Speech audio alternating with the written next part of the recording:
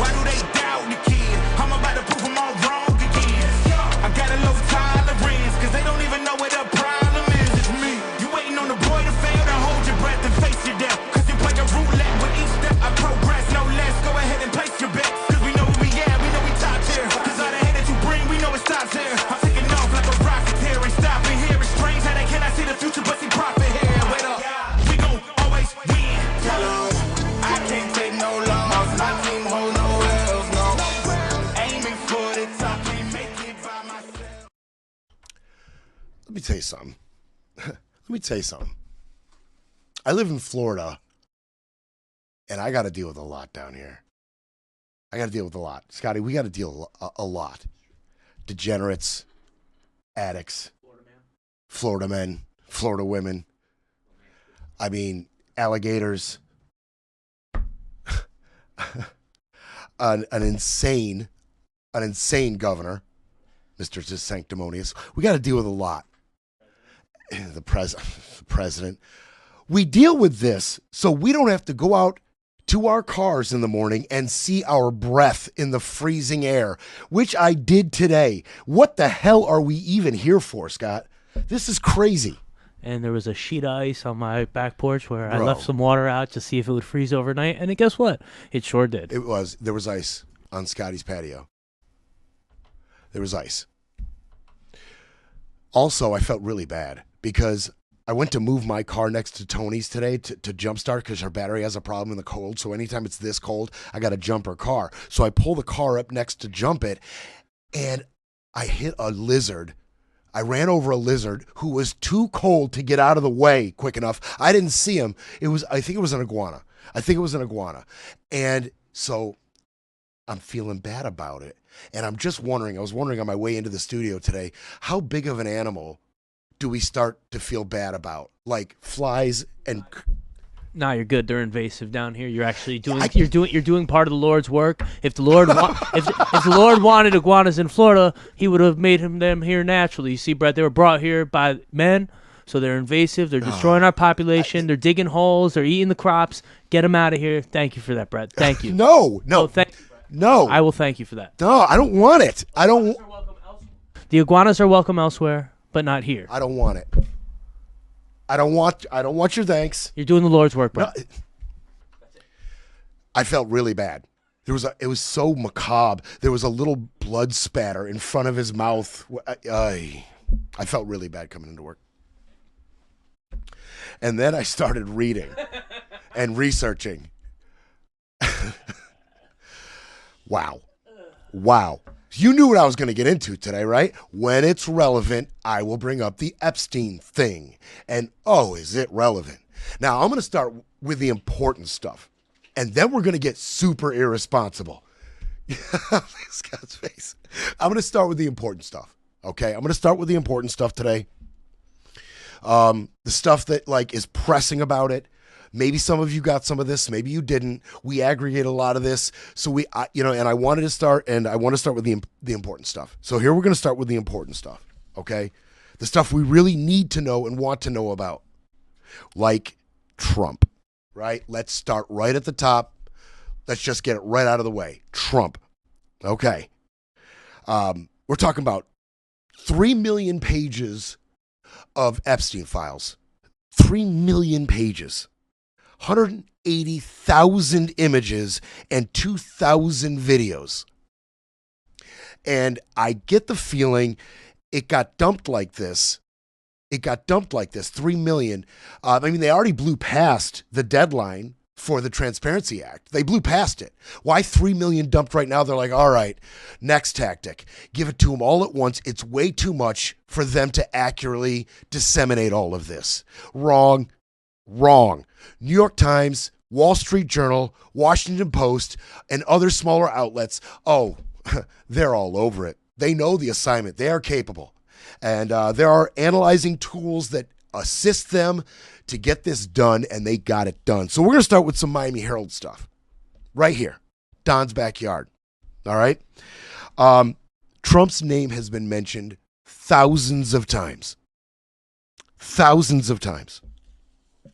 The White House was contacted by the Miami Herald about this number 1,000 times, and the White House declined to comment and referred them to the DOJ website, where it says this.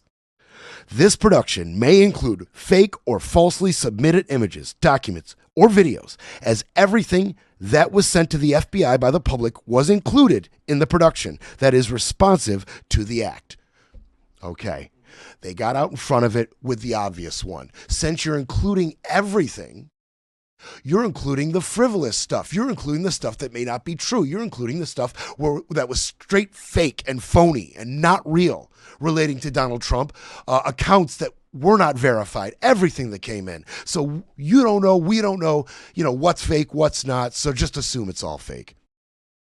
Just assume everything you read about Don is fake is basically what this statement says. It goes on, but just assume it's fake. Just assume it's fake. Now, there was stuff. Trump was mentioned before the 2007 indictment and sweetheart deal by Alex Acosta.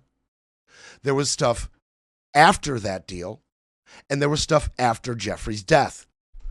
Or is he dead? Scotty, man, he's floating some, man. You thought we went on down the rabbit hole Friday. Scotty's taking me on a journey down that mother effer. He's talking about, Brett, I don't think he's dead. He starts describing all of his hefty global contacts. And when I say hefty, we'll describe to you some of these hefty contacts. He described his money, his influence, his power, the people he connected. He's like, look, bro, facial recognition technology. He can get around it with restructuring his face. Scotty went down that hole. He doesn't even think Jeffrey's dead. He thinks he's on a beach somewhere with Tupac and Hitler. He didn't say that. I just added that. But everybody, Scotty's on one. Scotty's on one. But okay, all right, the Trump stuff. Okay. Now, we had talked about some of the other Trump stuff, the birthday gift, may every day be a wonderful secret. We've talked about it. We've talked about some of it. But here's more stuff that has been released. There was this list. It was a spreadsheet of tips from callers that they felt were credible enough to investigate. A spreadsheet of tips on Trump specifically. It was called Operation. It came in to the FBI's National Threat Operations Center. Okay, that's where these tips came into. So here's a handful of these tips they got on Trump. One caller alleged that a friend of theirs had been, quote, forced to perform oral sex on President Trump. It was in New Jersey about 35 years ago, and the victim in that case, according to the tip, was 13 or 14. Okay. All right. I mean, I can't go too hard on these right now. Okay? There's some other stuff that could come out after this should the president and his allies and the other people named in this, and I'm going to give you some of them, should they all come out and go really, really hard like Elon is and some others about how this is all fake, every bit of it's fake. Well, don't forget, Massey and Kana, as a part of getting the discharge petition out there, got statements from victims. They have lists that they threatened this administration with. You better get something out there. Give the American people what there is to give them, or we will give them our own list.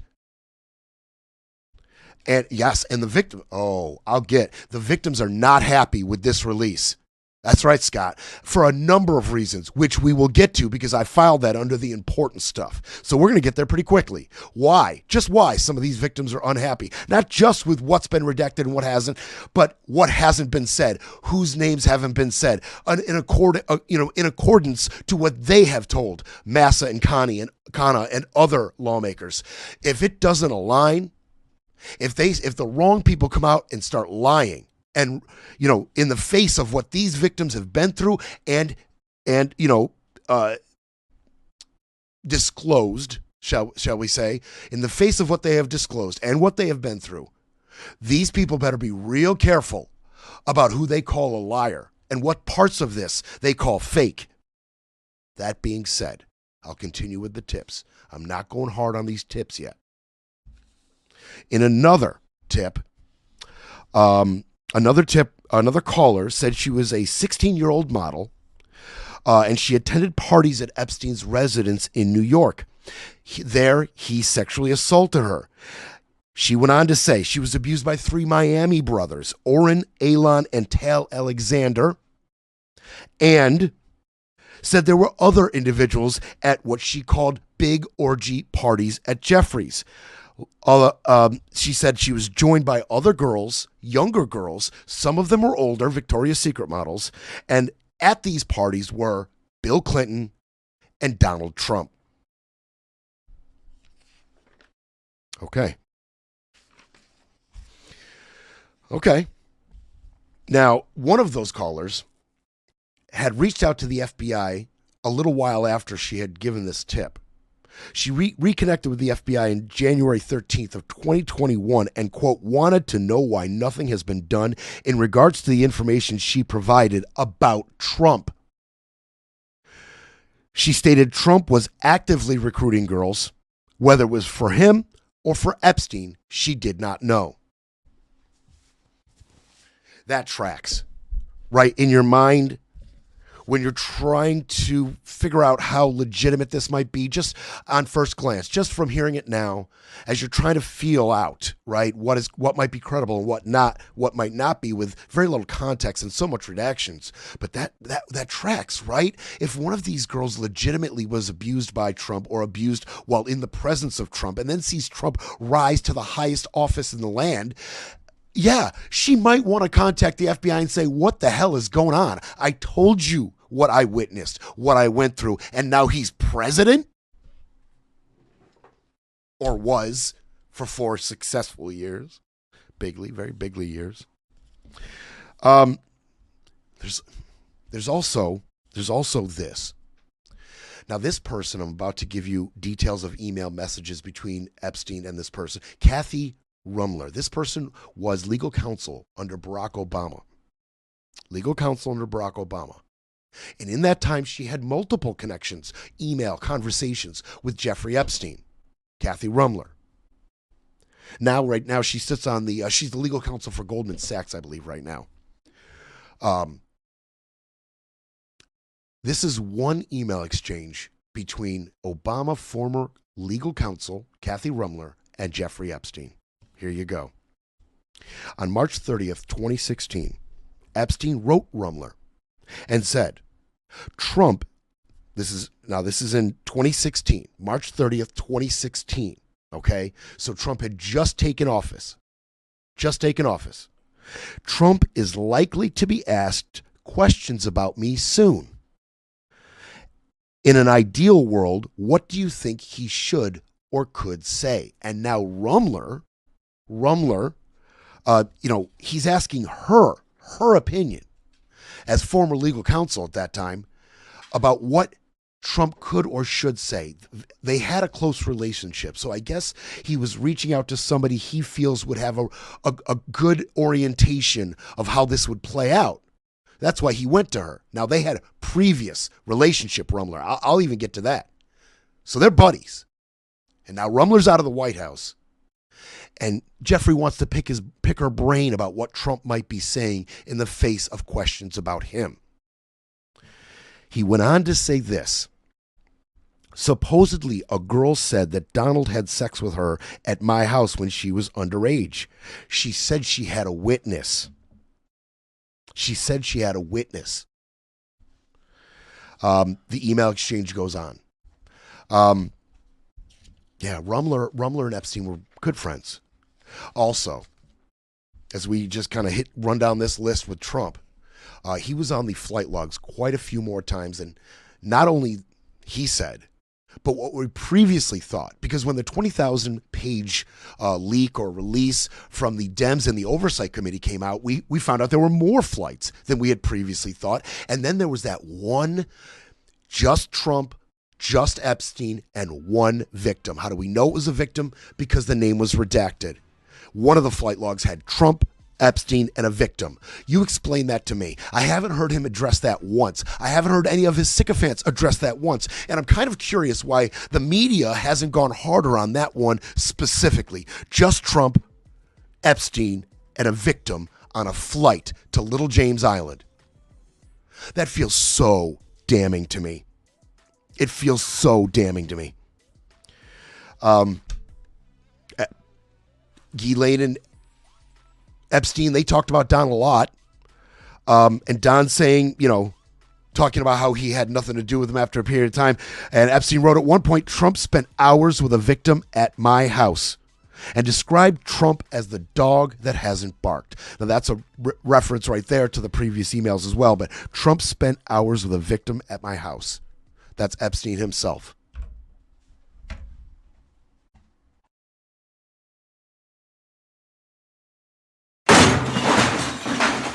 It's time for a quick break, then we break some more. You're listening to Brett Breaks Things.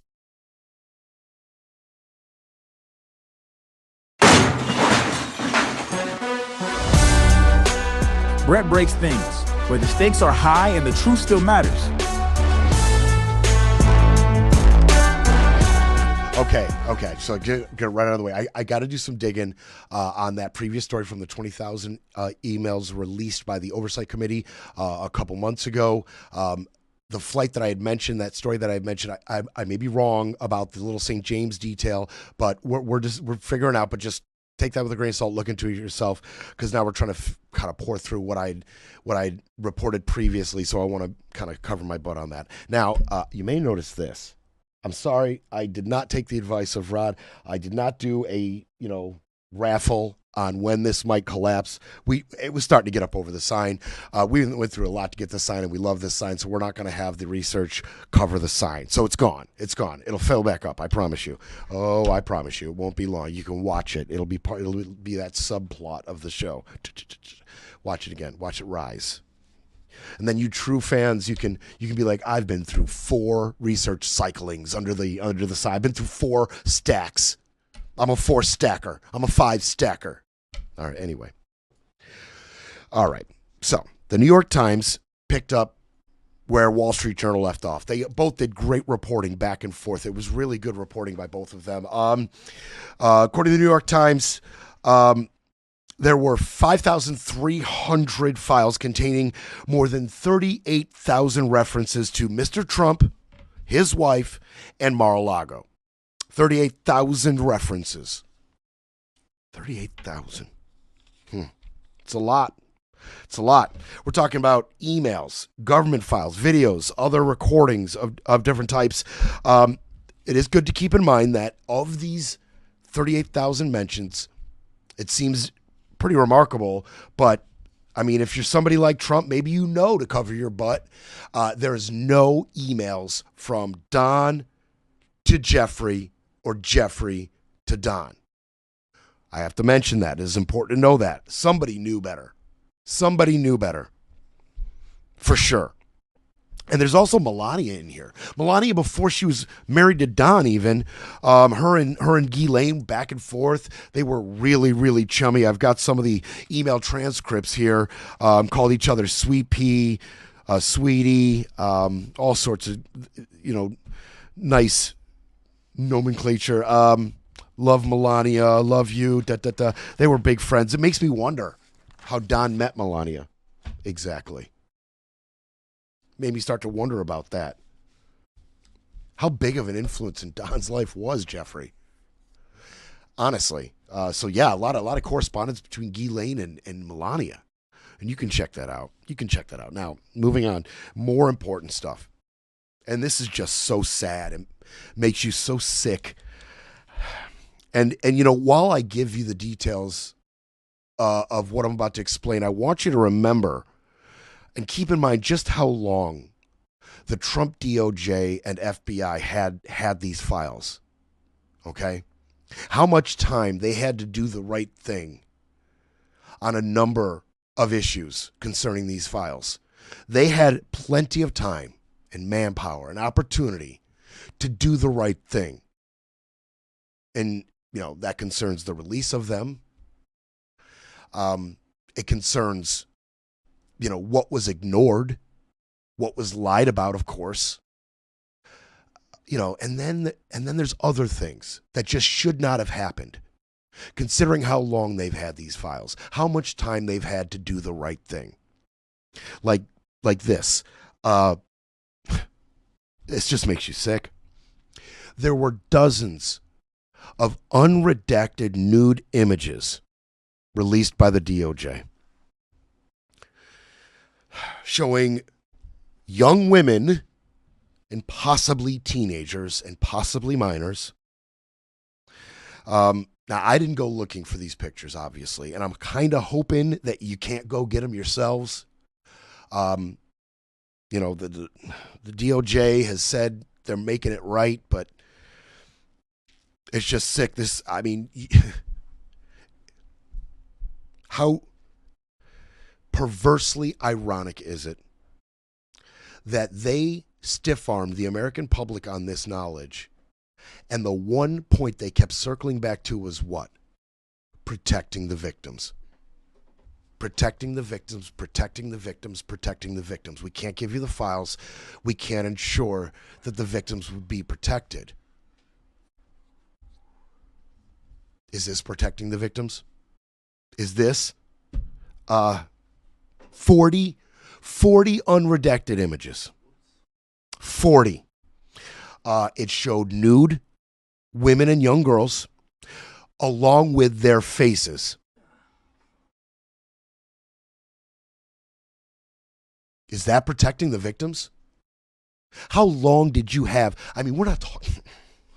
You get angry just thinking about it, man. Yeah, 3 million files, but we're talking about 40 unredacted nude images? Like, if we're talking about what you should be prioritizing leading up to this release, wouldn't you think they'd start right there? You can screw everything else up, but at least redact the minors' nude bodies and faces. That's the one thing you should have gotten right here. You had plenty of time. This is beyond unacceptable. Beyond unacceptable. Now, it is unclear. They can't prove who is a minor and who's not. But apparently, it is pretty obvious that these are very young girls. And the reporting is confident saying teenagers. Some were taken at Little St. James. Some were taken at other beaches. Some were in bedrooms. Some were in other private spaces in the house.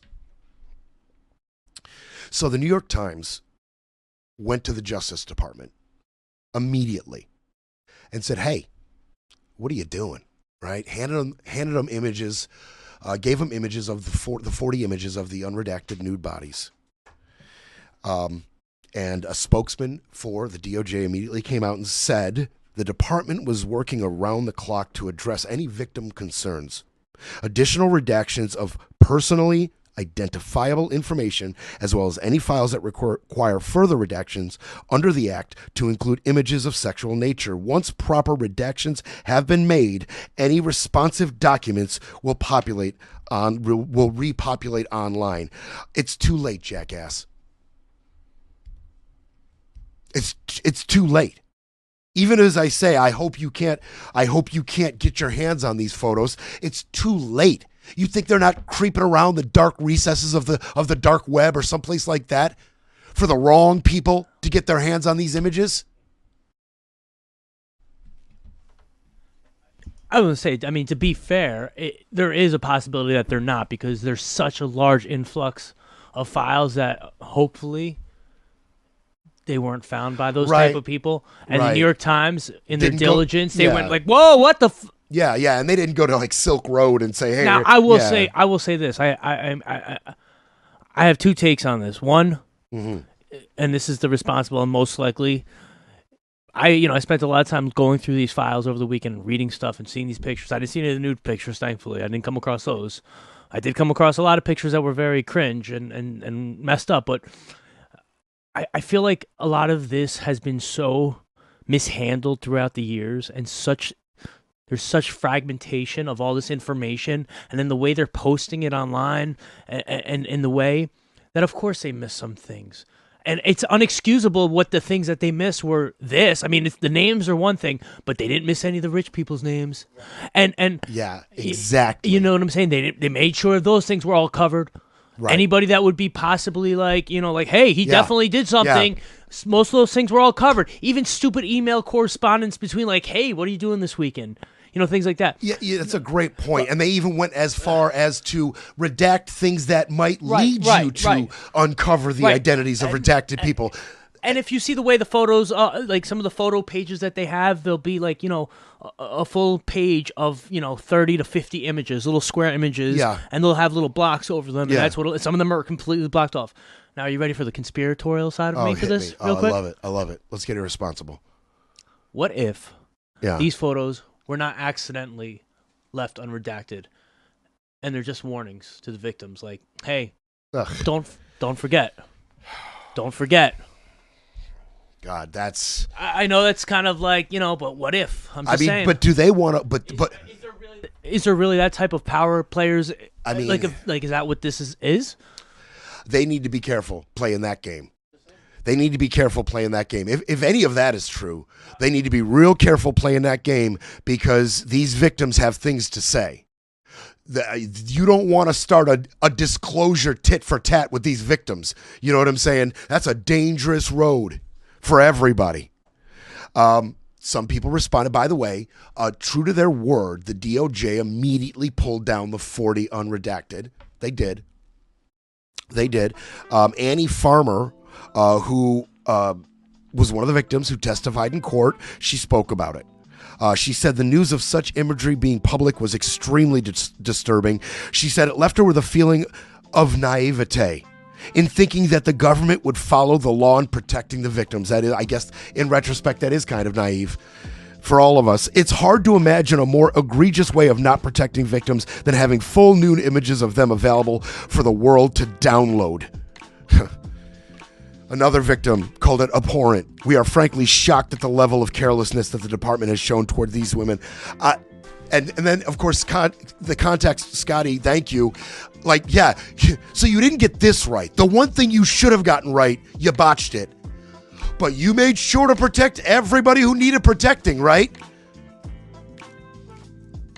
Unbelievable. This should never have happened. And there's more. There's more. We'll be back to break it all down. You're listening to Brett Breaks Things.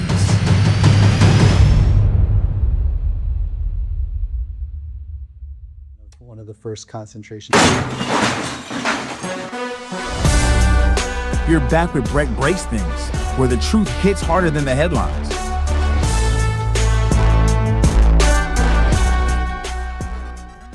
Okay. Should not have happened. Should not have happened. What else should not have happened? The important stuff. Okay. The Wall Street Journal had a list of 47 victims' names that they wanted to check on specifically. 47 victims they checked on specifically. Of 47 victims' names on the list that the Wall Street Journal checked on, 43 of those names were left unredacted. 40 unredacted nude images of possible minors. 43 unredacted names of victims. That's the whole ball game. Protecting them, that's everything. That's everything. Their nude images and names.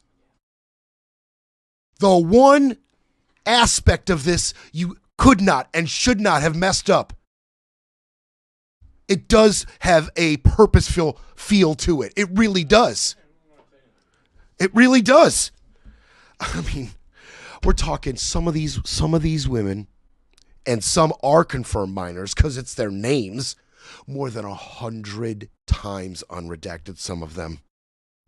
More than 100 times. Oh, man.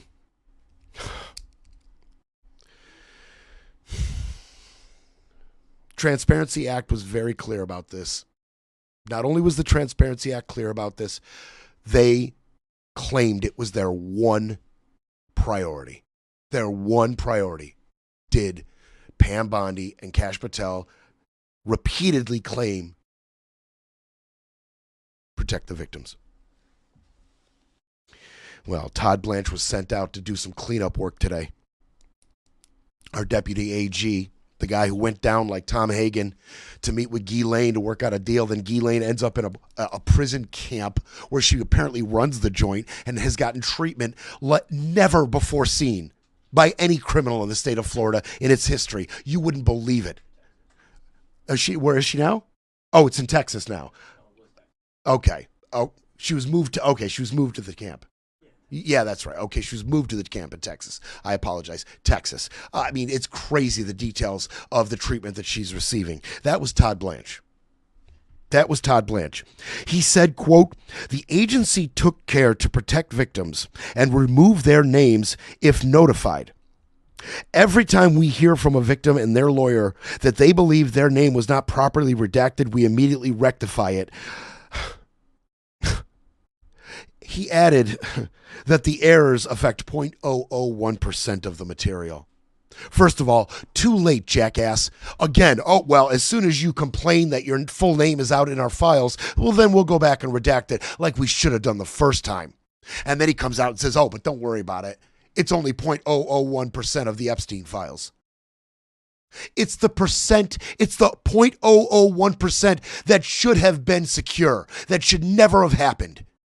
It's the 0.001% that you should have focused on from the very beginning. You could have screwed up the other 99.99% and it would have been okay. But you couldn't screw this up, but you did. You did. More than 24 names of minors alone were released. 24 minors. 24 minors. Unbelievable. And, some of these redactions, they were really weird. Like this one. In a 2008 email, U.S. attorneys are discussing the list of victims that they need to contact. 10 of the names are redacted, except one in the middle. So there's this list of victims that the prosecutors want to talk to. 9 of them, right? The first 4 or whatever, redacted. Middle one, unredacted. The next 5 redacted. Why? You want to talk about purposeful? Why? Okay. Another document from 2016 shows a long list of Epstein victims. And this is another document. So the first one we're talking about 2008 by federal prosecutors. Another one in 2016 had a list of Jeffrey Epstein's victims. And on that list, only one name was redacted. The rest of the list had first and last name. How does that happen? I mean, these emails are listed as victims. There should have been no way that forget, names buried in the middle of an email or names buried in the middle of a conversation at a dinner party at some island. We're talking about emails named list of victims, and they screwed it up.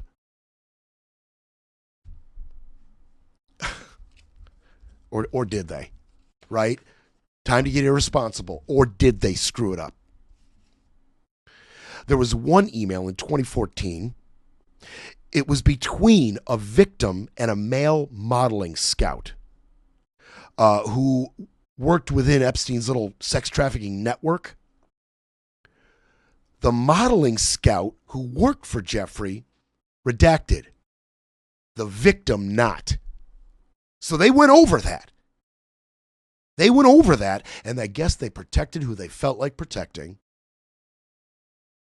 and left the victim unprotected. Seemingly purposefully. By the way, as I give you these details of not redacted nude photos and not redacted minors' first and last name, all of this is in violation of the Transparency Act. All of it is in violation. Where we go from there, that remains to be seen. Who is held directly responsible for this? That remains to be seen. I have a feeling somebody in Congress will raise a stink about this.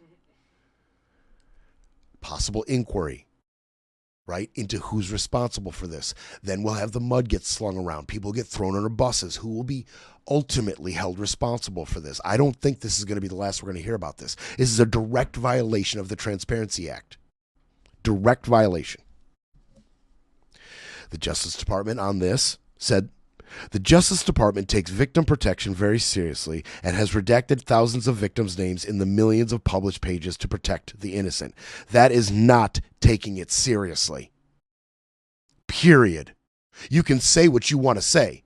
You clearly didn't take this seriously. Clearly. When a victim's name is alleged to be unredacted, our team is working around the clock to fix the issue. Too late, jackass. Too late. Period. And to take it even farther on the point that this should not happen, this should never have happened, Brad Edwards and Brittany Henderson are two lawyers that represent Epstein victims. They said that they personally provided a list of 350 victims' names to the DOJ and told them, look, you just have to perform a basic keyword search, and every time one of these names pop up, you redact it. It's that simple. We're going to make it easy for you. They did not do that. Apparently, Brad and Brittany got ignored, trying to do their job for them. This should have never happened. Should have never happened. Anuska De Giorgio, who is an Epstein victim, she said much of the information disclosed was drawn from notes taken by federal agents in preparation for my testimony.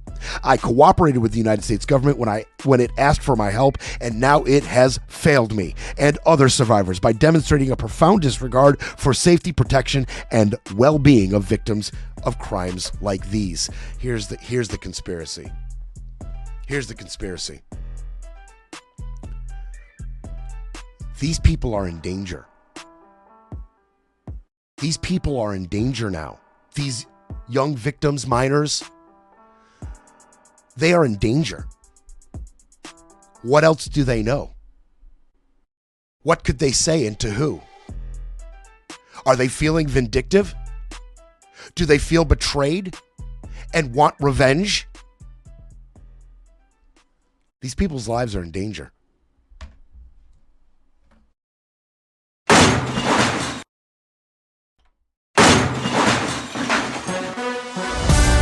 You're listening to Brett Breaks Things, pushing back, speaking up, and holding the line. Okay. All right.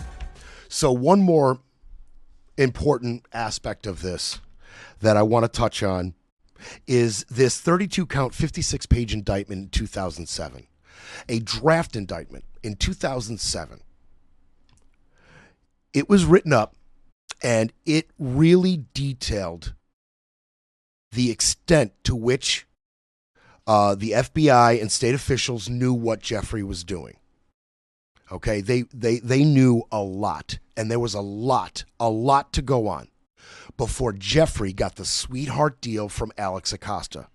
This is a 32-count, 56-page indictment.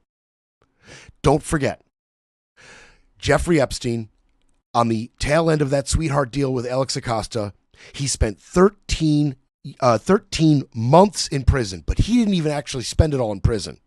In the daytime, he got to go to his mansion all day to work on his finances and work for his clients. And then he'd spend the night in jail. That's it. 13 months. 13 months he got. Alex Acosta later went on to be our labor secretary, and then when news of all this started to really break, thanks to Julie K. Brown, the Miami Herald, and other sources, he stepped down in shame. He stepped down in shame over this deal he made with Jeffrey Epstein in 2007. This is some verbiage from the indictment itself. Conspiracy to procure females under the age of 18, to procure them to go to Mr. Epstein's house in Palm Beach so he could engage in lewd conduct with those minor females. And they were to satisfy his prurient interests in exchange for money. Recruit other minor females to engage in lewd conduct.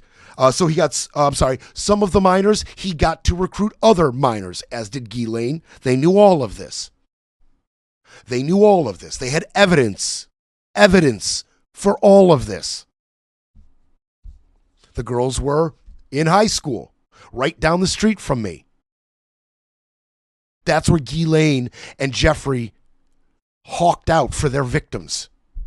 Freaking gross. One girl was victimized in 2001 when she was 14, and then they victimized her again at 15 and then again at 16. That victim, they call her Jane Doe number 2. Epstein and Ghislaine instructed her to bring other friends, minors, specifically. He told one 16-year-old in 2004 that if she ever reported what occurred at his home, bad things would happen to her and her family.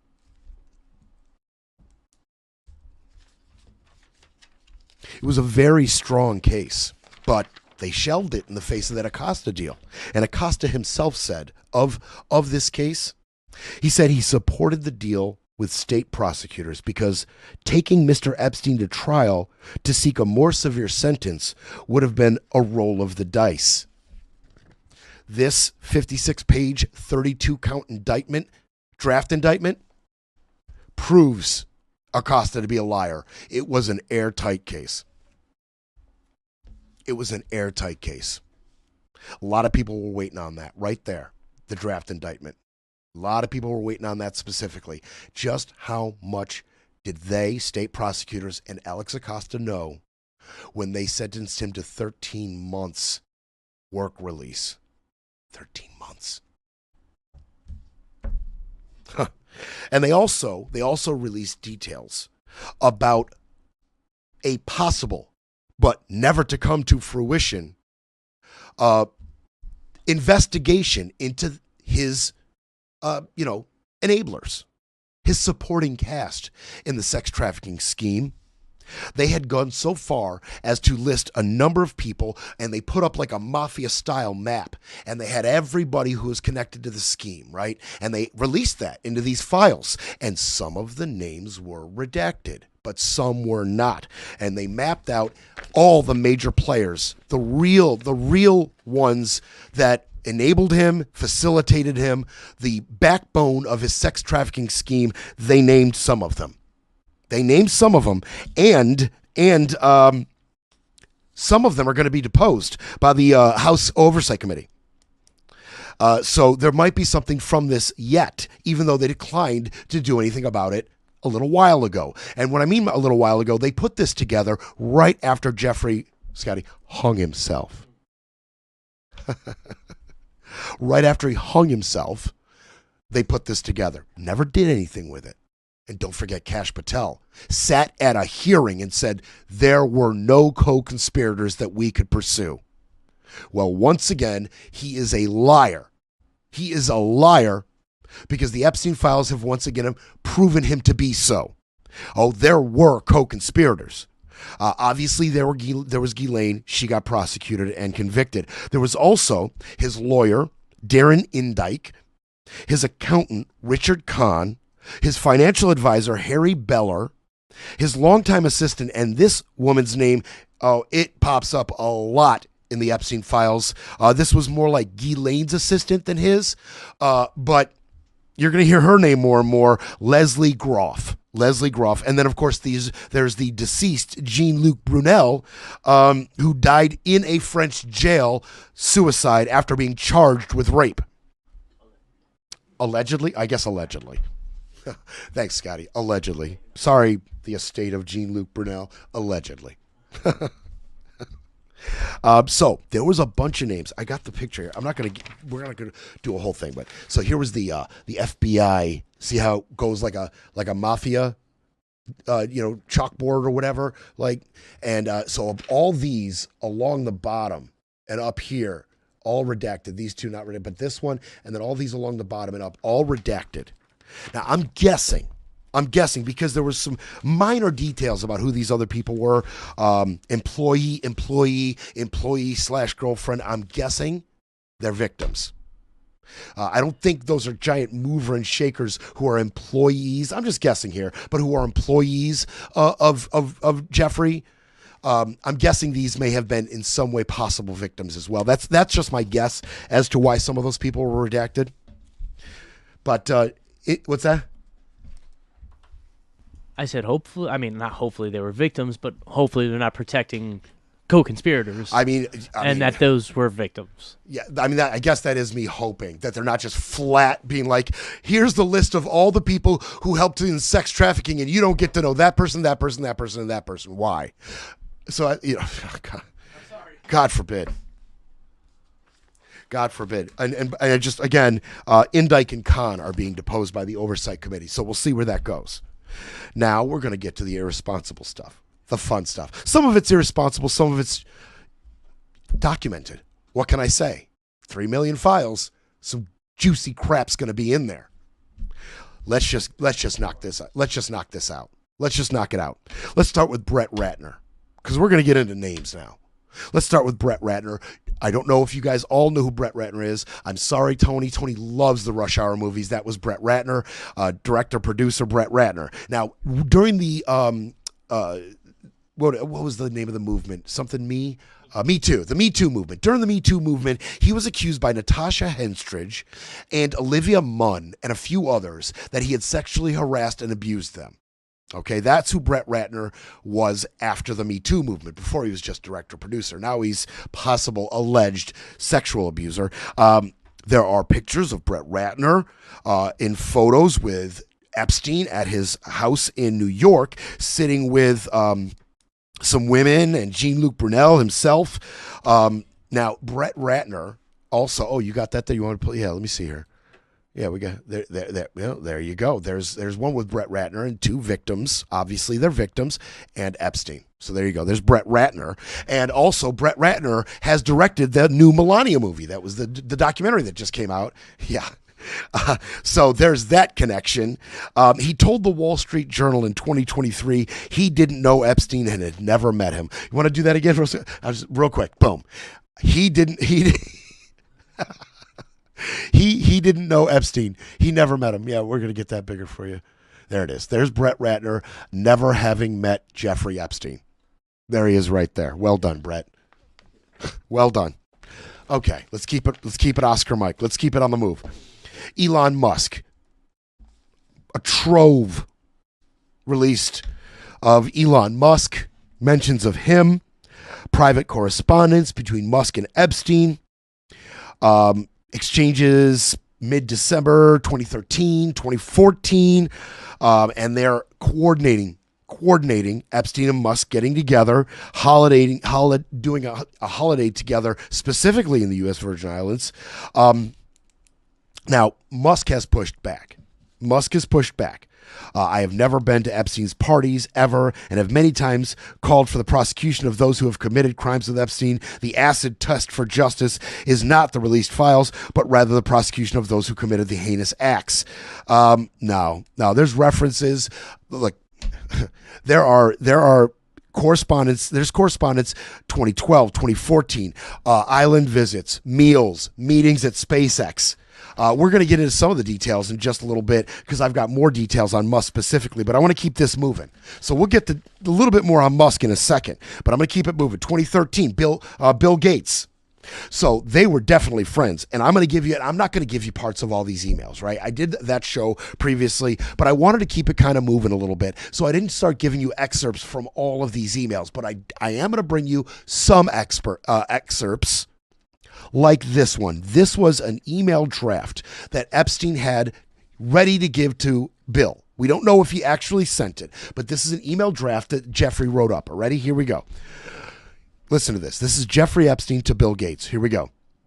I cannot believe that you have chosen to disregard our friendship, developed over the last 6 years. I am aware that accidents happen. It is how each of us have chosen to deal with this unfortunate event that has me dismayed beyond comprehension. You have decided to discharge me from my job and had Larry, your partner, Larry, your person, tell me that I engaged in morally inappropriate behavior, asked me to be the major actor in a cover-up so that you can maintain the reputation that you have worked so hard to achieve. You asked me to recommit to a confidentiality agreement, and we have categorically told and have categorically told me we cannot have any direct ongoing business relationships. I mean,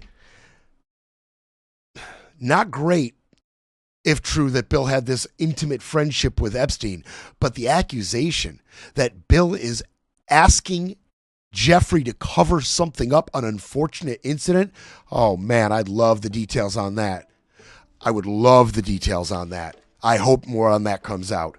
A spokesman for Bill Gates said he called the claims in the emails absolutely absurd and completely false. The only thing these documents demonstrate is Epstein's frustration that he did not have an ongoing relationship with the Gates and the lengths he would go to entrap and defame. Okay, all right, fine, for now, fine.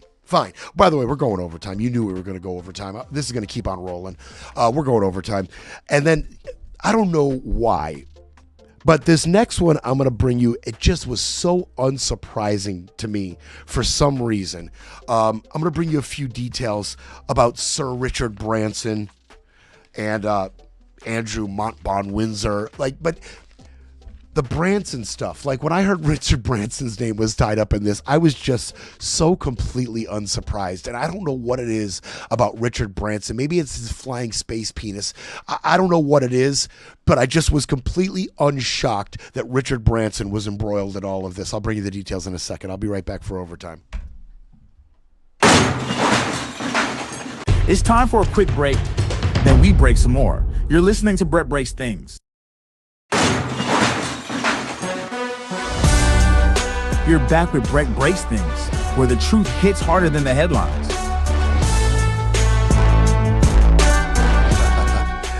So, Sir Richard Branson, email threads with Epstein and his assistant, images of Branson with Epstein on his tropical island, and in one email exchange, Epstein emailed Branson thanking him for his hospitality, and Branson wrote back, "Anytime you're in the area, would love to see you, as long as you bring your harem." Unshocked, unsurprised, Sir Richard Branson. A Virgin Group, he's the founder of Virgin, you know that. A spokesperson for Virgin said that Branson sent the 2013 email after hosting Epstein as a part of a business meeting on Branson's private island, and that Epstein arrived with 3 adult women who didn't participate in the meeting. Yeah, okay, all right. Yeah. 3 adult women, were they? Prove that. Prince Andrew, former Prince Andrew. He's in a lot of documents. And oh man, there was a new picture that was released of Prince Andrew. I'm going to leave this up. I'm going to show you this. I'm going to leave this up.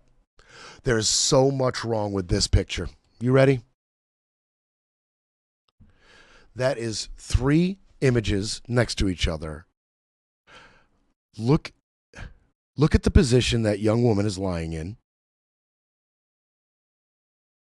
Then the second picture, he's appearing to check her, touching her stomach. And then in the third picture, she does have one arm raised, and he's touching the side of her just under her breast. If that is an adult woman, that is a tiny adult woman. And it looks to me that not only is she in distress, Prince Andrew is also in distress. There's a lot going on in that photo.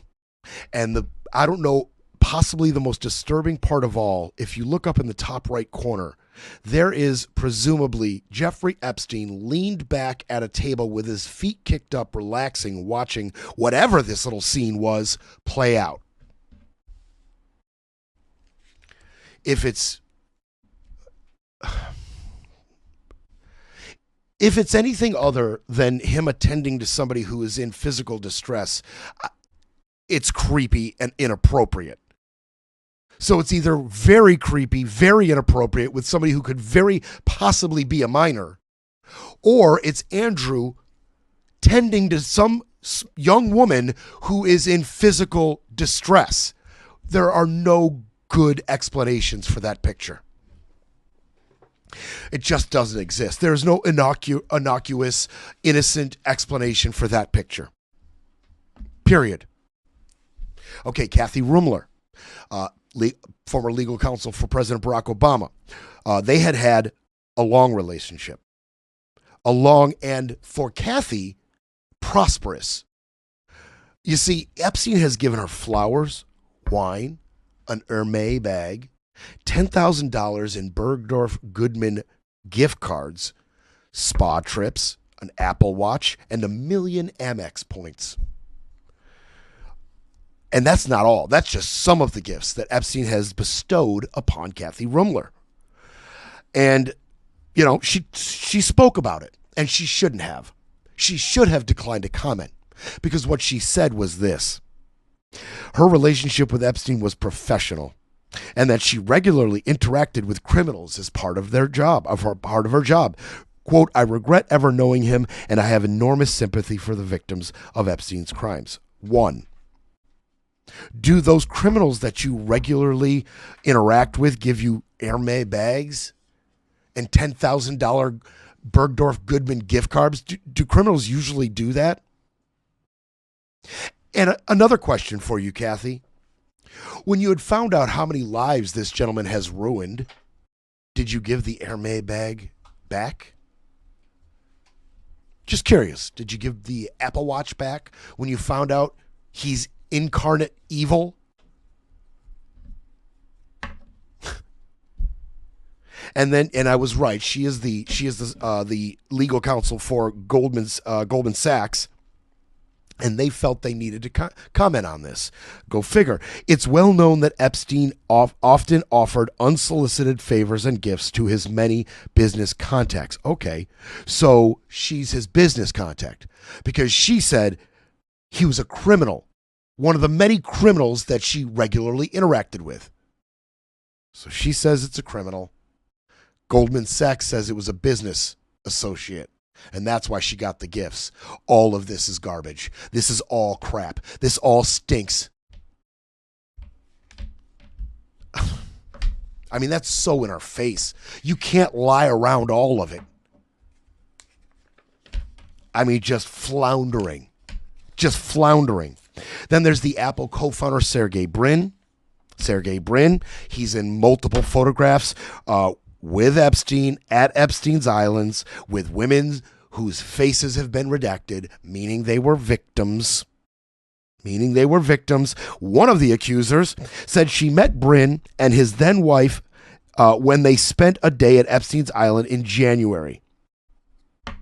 That was with Jean-Luc Bernay. So it was Jean-Luc Bernay, Epstein, Sergey Brin, his wife, and a victim at Epstein's Island. That's not good. That's not good, Sergey.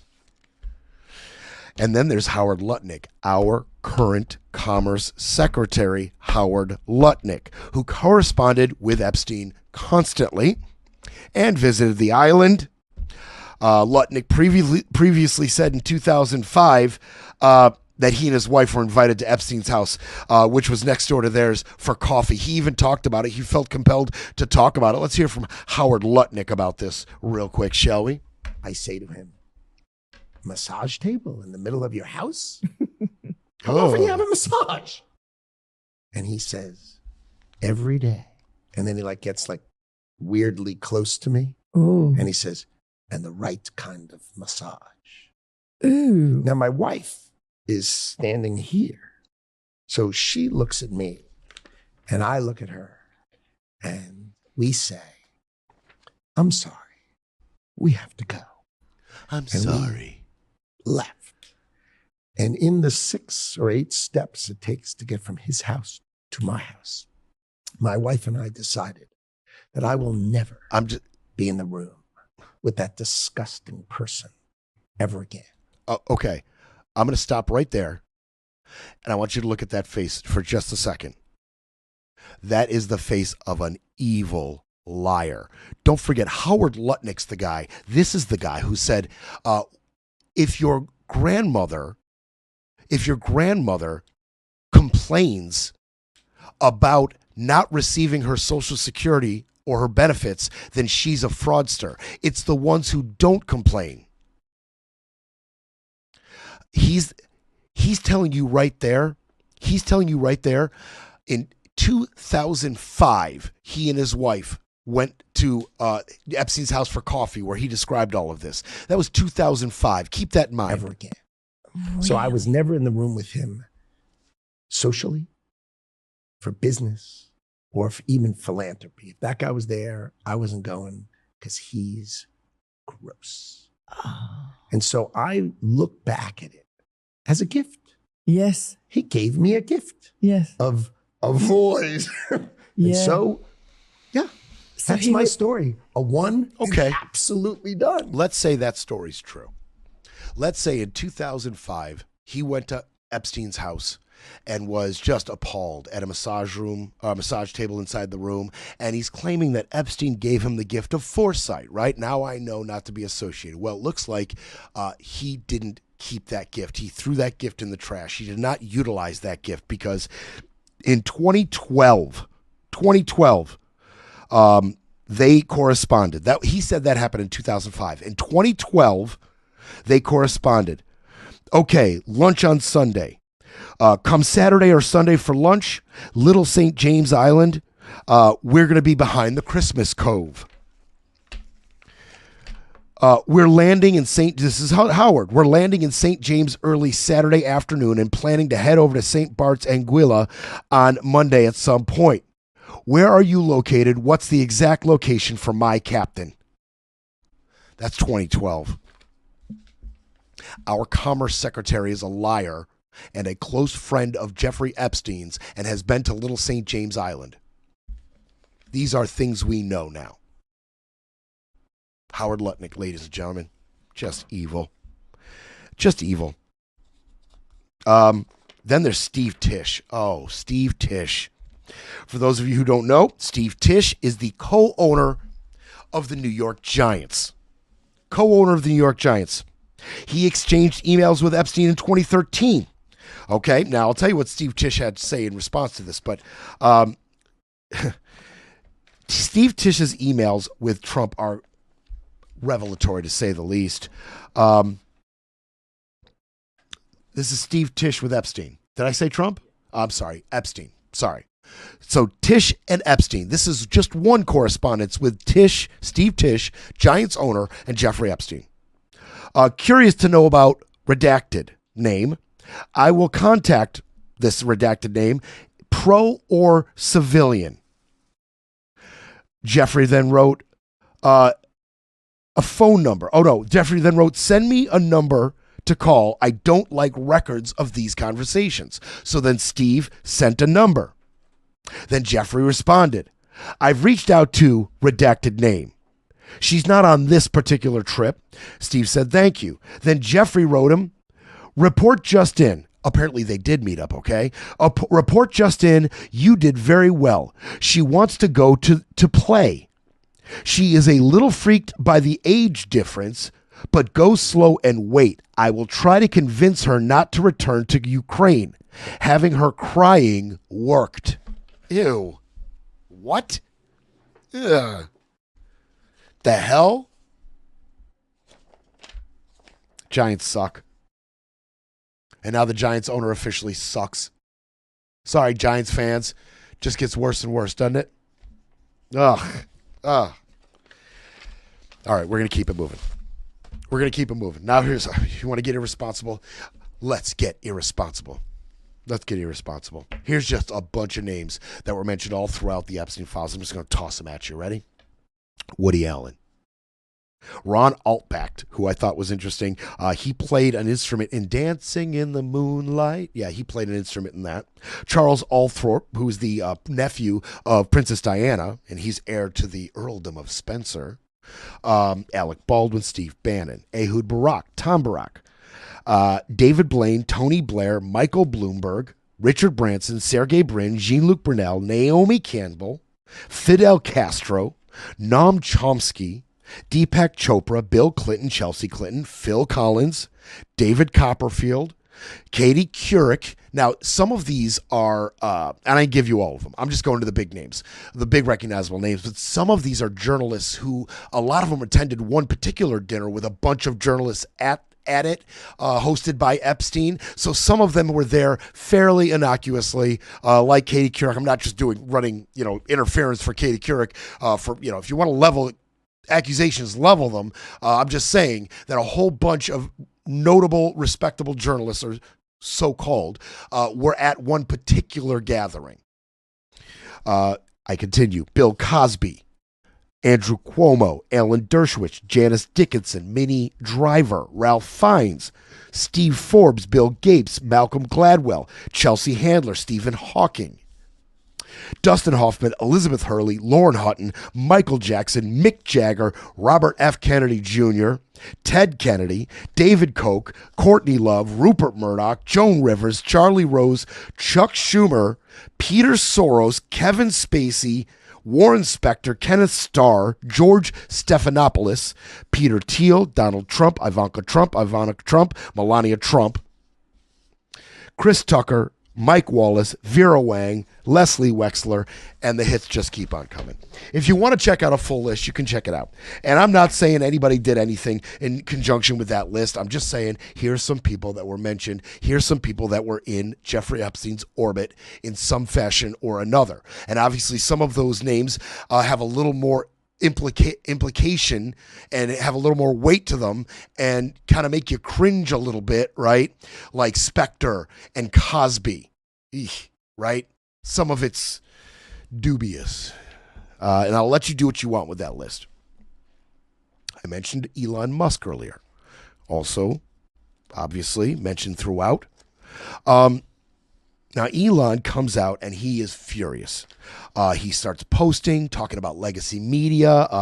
Legacy media is doing it again, manufacturing fake news and blasting it worldwide. Legacy media is the worst propaganda machine on the planet.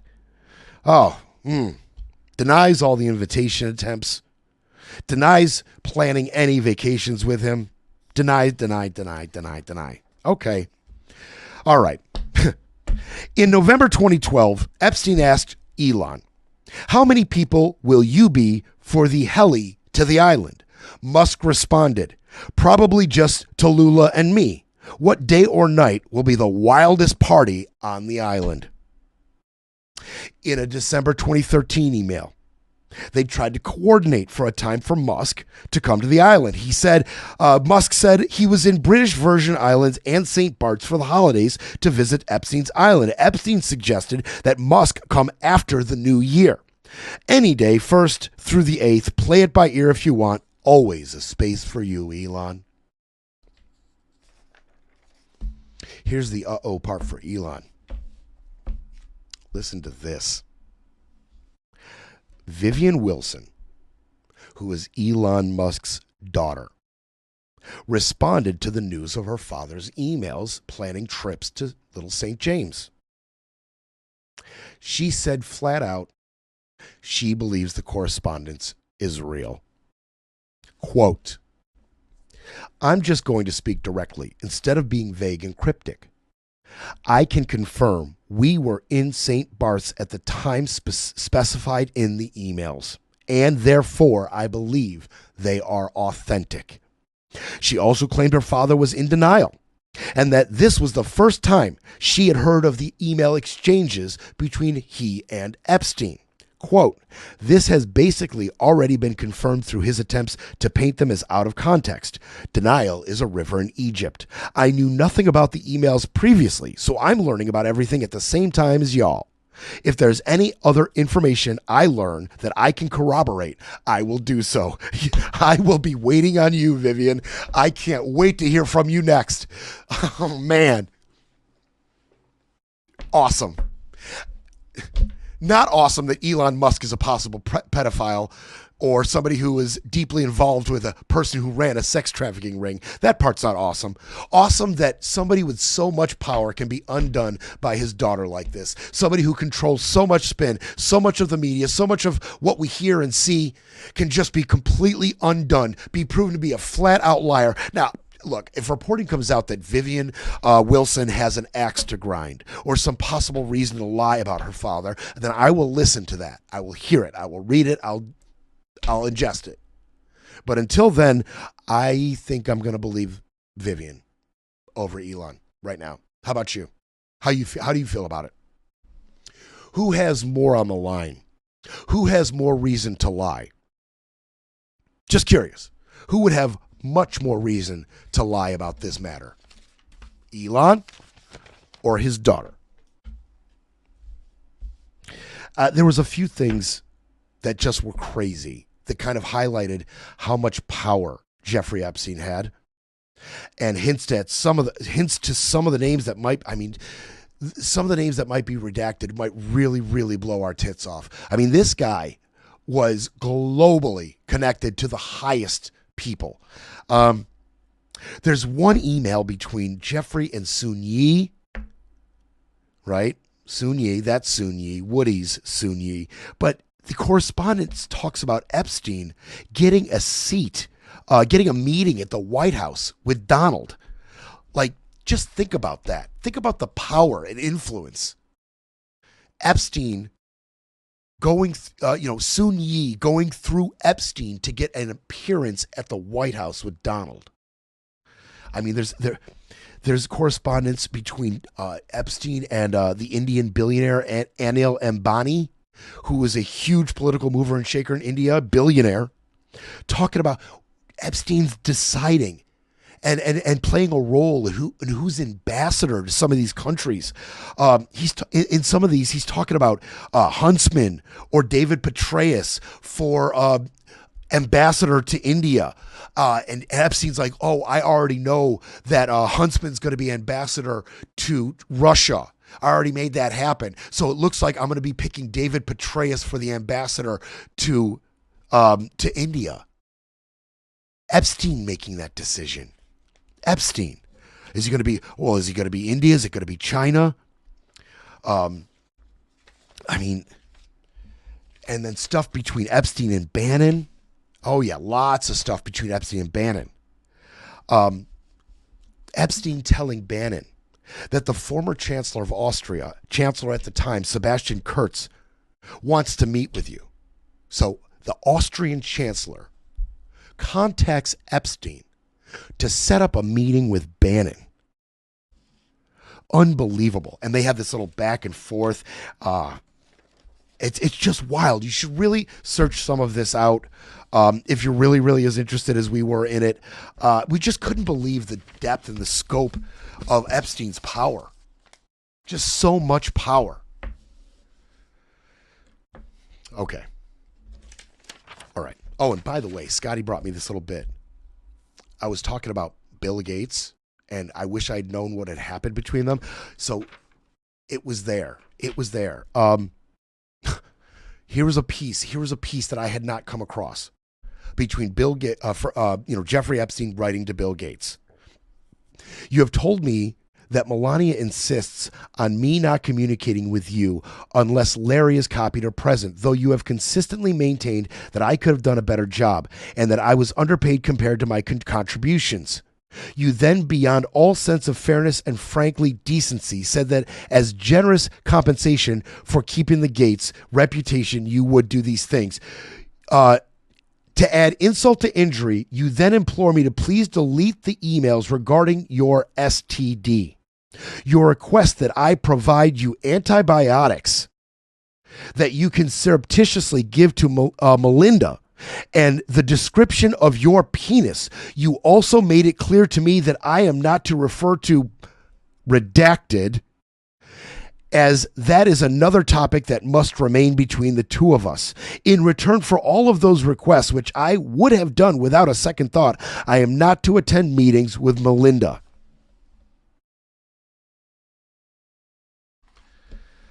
Yeah. I'm not going to repeat it. Go check out the show on the website or the YouTube channel and listen back to that and then rewind it and listen back again. But apparently, Epstein had intimate knowledge about Bill's STDs and his penis in particular. Frickin' yikes. Ew, yikes. Okay. So, 3 million files. More will come out. I am very interested to see what happens with the deposition of those two Epstein allies, his lawyer and his business accountant. I'm looking forward to that. I also am looking forward to more response from the victims. I want more response. I want to know just how upset they are about many different aspects about what, concerning what has been released and what hasn't. This is not nearly done. Don't forget the victims themselves, along with Massey and Khanna, have their own list. Massey and Khanna have been privy to this list that victims have compiled concerning very high-profile names. They have compiled a list, and for their own protection, they have shared it with Massey and Khanna. Kind of a, if anything happens to us, release the list type of deal. Well, something's happened to them. Not the ones who have told us who they are and spoken publicly, but to the minor victims whose full names have been released and nude images have been released. Okay, something's been done here. There has been a disservice, a betrayal. What will these victims do in response? We're here for it. We are here for it. I want to leave you in overtime with this. We got a huge W in Texas. I don't know if you heard about it or not. You may have.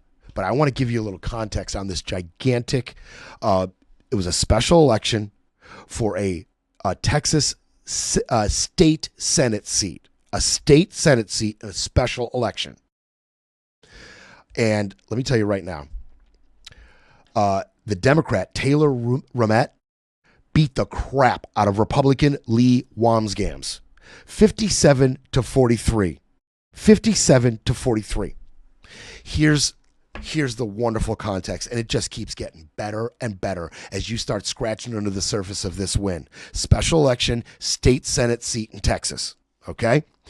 Trump won this district by 17 points in 2024. By 17 points.